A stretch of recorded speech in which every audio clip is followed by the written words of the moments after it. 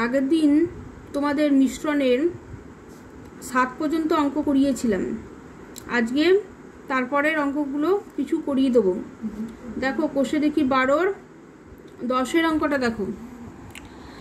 দু প্রকার stainless স্টিলে chromium ও স্টিলের পরিমাণের অনুপাত যথাক্রমে 2:11 এবং 5:21। এই দু প্রকার স্টেনলেস স্টিল কী অনুপাতে মেশালে নতুন স্টেনলেস স্টিলে ক্রোমিয়াম ও স্টিলের অনুপাত 7:32 হবে, হিসাব করো। দেখো মনে করি প্রথম প্রকার স্টেনলেস স্টিলের x কেজির সঙ্গে দ্বিতীয় প্রকার y কেজি মেশাতে হবে। তাহলে প্রথম প্রকার স্টেনলেস স্টিলের x কেজিতে ক্রোমিয়াম কত আছে, তাহলে তোমরা এখানে প্রথম একটা জিনিস লিখে নেবে যে প্রথম প্রকার স্টেনলেস স্টিলে ক্রোমিয়াম ও স্টিলের পরিমাণের অনুপাত 2:11, মোট অনুপাত 2 + 11 = 13। অতএব প্রথম প্রকার স্টেনলেস স্টিলে ক্রোমিয়ামের আনুপাতিক ভাগহার 2/13 অংশ, দ্বিতীয় প্রকার স্টেনলেস স্টিলে স্টিলের আনুপাতিক ভাগহার 11/13 অংশ। অতএব x কেজিতে প্রথম প্রকার স্টেনলেস স্টিলে ক্রোমিয়ামের পরিমাণ x গণিত 2/13 কেজি এবং দ্বিতীয় প্রকার এবার প্রথম প্রকার আবার x কেজিতে স্টিলের পরিমাণ x গণিত 11/13 সমান 11x/13 কেজি।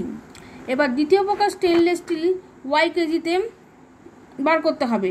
একইভাবে তোমরা করবে যে দ্বিতীয় প্রকার স্টেনলেস স্টিলে ক্রোমিয়াম ও স্টিলের পরিমাণের অনুপাত হচ্ছে 5:21। অতএব মোট অনুপাত 5 + 21 = 26। অতএব দ্বিতীয় প্রকার স্টেনলেস স্টিলে ক্রোমিয়ামের আনুপাতিক ভাগহার 5/26 অংশ। আবার দ্বিতীয় প্রকার স্টেনলেস স্টিলে স্টিলের আনুপাতিক ভাগহার 21/26 অংশ। অতএব দ্বিতীয় প্রকার স্টেনলেস স্টিলে y কেজিতে ক্রোমিয়ামের পরিমাণ 5/26 × y = 5y/26 কেজি এবং স্টিলের পরিমাণ 21/26 × y কেজি। অতএব নতুন স্টেনলেস স্টিলে ক্রোমিয়ামের পরিমাণ কত, আগে দেখো বের করেছিলাম ক্রোমিয়াম 2/13x কেজি, আর দ্বিতীয় প্রকারে কত বেরিয়েছে 5/26y কেজি। তাহলে এই দুটোকে যোগ করলাম, এটাই নতুন স্টেনলেস স্টিলে ক্রোমিয়ামের পরিমাণ। এবং নতুন স্টেনলেস স্টিলে স্টিলের পরিমাণ কত, তাহলে এটা দেখো স্টিলের পরিমাণ কত বেরিয়েছিল 11x/13, আর দ্বিতীয় প্রকার স্টেনলেস স্টিলের পরিমাণ কত বেরিয়েছিল 21/26y।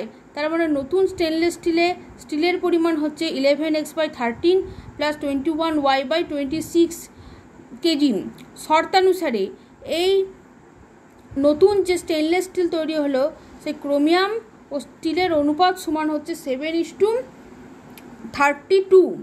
তাহলে ইস্টু পরবর্তী স্টেপ হচ্ছে বাই হয়ে যায়, সেটা বাই করে দিয়েছি। তোমরা ওটা প্রথমে ইস্টুভাবেও লিখতে পারো। তারপরে কি করলাম, একটু সলভ করে নিলাম। সলভ করে তোমরা কিভাবে সলভ করে সেটা জানো, আমি এখানে দেখিয়ে দিয়েছি। তাহলে কি বেরোলো শেষে 26x সমান হচ্ছে 13y বা x/y সমান হচ্ছে 13/26 সমান 1/2। অতএব প্রথম প্রকার স্টেনলেস স্টিল ইস্টু দ্বিতীয় প্রকার স্টেনলেস স্টিল সমান হচ্ছে 1:2। অর্থাৎ প্রথম প্রকার স্টেনলেস স্টিল ও দ্বিতীয় প্রকার স্টেনলেস স্টিল 1:2 অনুপাতে মেশাতে হবে। এবার 11-র অঙ্কটা দেখুন। এক পাত্র শরবতে 5:2 অনুপাতে সিরাপ ও জল মেশানো আছে। এই শরবতের কতটুকু অংশ তুলে নিয়ে তার পরিবর্তে সমপরিমাণ জল ঢাললে সিরাপ ও জলের পরিমাণ সমান সমান হবে, এটা হিসাব করতে হবে। তাহলে দেখো মনে করি পাত্রে x লিটার শরবত ছিল, তা থেকে y লিটার শরবত তুলে নিয়ে পুনরায় কী করলাম y লিটার জল মেশানো হলো। অতএব পাত্র থেকে y/x অংশ শরবত তোলা হয়েছিল। শরবতে সিরাপ ইস্টু জল সমান কত 5:2। এবার তোমরা যেটা করবে মোট অনুপাত করবে এবার শরবতের সিরাপের আনুপাতিক ভাগাহার কত? 5/7, আর জলের আনুপাতিক ভাগাহার কত? 2/7। অতএব x লিটার শরবতের সিরাপের পরিমাণ কত হবে? x গণিত 5/7 লিটার সমান হচ্ছে 5x/7 লিটার। আবার x লিটার শরবতের জলের পরিমাণ সমান কত? 2/7 ইন্টু x লিটার সমান হচ্ছে 2x/7 লিটার। আবার y লিটার শরবতের সিরাপের পরিমাণ সমান কত? 5/7 ইন্টু y লিটার সমান 5y/7 লিটার। আবার y লিটার শরবতে জলের পরিমাণ সমান কত? 2/7 ইন্টু y লিটার সমান 2y/7 লিটার। অতএব নতুন শরবতের সিরাপের পরিমাণ কত? 5x/7 minus 5y/7 litre. আর জলের পরিমাণ কত? 2x/7 minus 2y/7 plus y litre. তাহলে এখানে দেখো এক্সটাকে একদিকে করা হলো, ওয়াইটা একদিকে করা হলো, দিয়ে এটাকে যোগ যেটা আছে সেটা সলভ করা হলো। তাহলে কত হলো? 2x/7 plus 5y/7। কীভাবে করেছি দেখিয়ে দিয়েছি। তাহলে প্রশ্নানুসারে কি হলো? সিরাপের পরিমাণ আর জলের পরিমাণ কি হবে? সমান সমান হবে। কি বলেছে তোমাদের বইয়ে দেখো, যে শরবতের কতটুকু অংশ তুলে নিয়ে তার পরিবর্তে সমপরিমাণ জল ঢাললে সিরাপ ও জলের পরিমাণ সমান সমান হবে। তার মানে কি, নতুন শরবতের সিরাপের পরিমাণ যেটা আছে সেটা বাই জলের পরিমাণ সমান হচ্ছে 1:1। তার মানে এইভাবে লেখা যেতে পারে 5x/7 মাইনাস 5y/7 সমান 2x/7 প্লাস 5y/7। এবার এক্সগুলোকে এক সাইডে নিয়ে এলাম, ওয়াইগুলোকে এক সাইডে নিয়ে এলাম, এখানে বিয়োগ করলাম, এখানে যোগ করলাম, কি পাওয়া গেল? 3x/7 সমান 10y/7 বা x/y সমান হচ্ছে 10/3। অতএব ওই শরবতের 10/3 অংশ তুলে নিয়ে জল মেশালে সিরাপ ও জলের পরিমাণ সমান সমান হবে। এবার 15 অঙ্কটা দেখো, 3টি বোতলের আয়তনের পরিমাণের অনুপাত 5:3:2 এবং বোতল 3টি ফিনাইল ও জলের মিশ্রণে পূর্ণ আছে। বোতল 3টিতে ফিনাইল ও জলের পরিমাণের অনুপাত যথাক্রমে 2:3, 1:2 এবং 1:3। প্রথম বোতলের 1/3 অংশ, দ্বিতীয় বোতলের 1/2 অংশ এবং তৃতীয় বোতলের 2/3 অংশ মিশ্রণ একত্রে মেশানো হলো। নতুন মিশ্রণে ফিনাইল ও জলের পরিমাণের অনুপাত কত? এটা বার করতে হবে। দেখো 3টে বোতলের আয়তনের অনুপাত কি বলে দিয়েছে? 5:3:2। তাহলে প্রথম বোতলের 1/3 অংশ, দ্বিতীয় বোতলের 1/2 অংশ এবং তৃতীয় বোতলের 2/3 অংশ মিশ্রণ একত্রে মেশানো হয়েছে। তাহলে 3টে বোতলের আয়তনের হিসাবের অনুপাত কত? 5 × 1/3 3 × 1/2 2 × 2/3। এটা বেরোলো। এরপর কি করলাম? এর নিচে একটা লসাগু করলাম, লসাগু করলে 6 হবে, তাই প্রত্যেকটার সঙ্গে 6 ইন্টু করে দিলাম, দিয়ে ভগ্নাংশটাকে কি করলাম?